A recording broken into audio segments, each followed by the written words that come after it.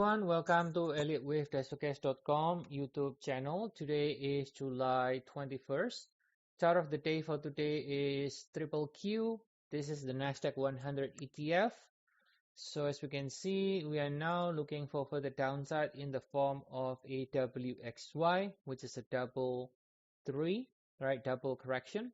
With the Y leg down, within the Y leg down, it subdivides into another WXY in the lower degree. So we're looking for the downside below 737 and rally to fail. Now, if we zoom out to give you a context where we are, here we go, 4-hour time frame. Now we can clearly see from the peak here, the all-time high, we got a lower low, right? We got a lower low.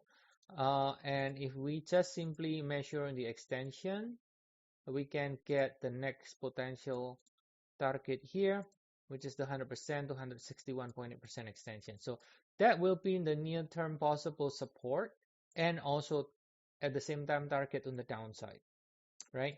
So we're looking for the downside in the shorter cycle, but we are getting close to some sort of possible temporary support, provided this is not becoming an impulse, right?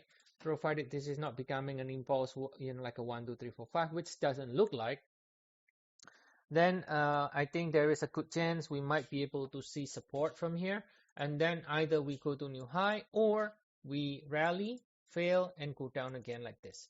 So, but then this is a potential short-term support 684, 646, while in the near term we can still see more downside until we reach this area between 646 and 684. All right, so that's the update. And as always, if you want to get more updates, feel free to check our service. We have 14 days trial for new members. You can use the link in the description of the video. I'll see you all again next time, and have a nice day to you all.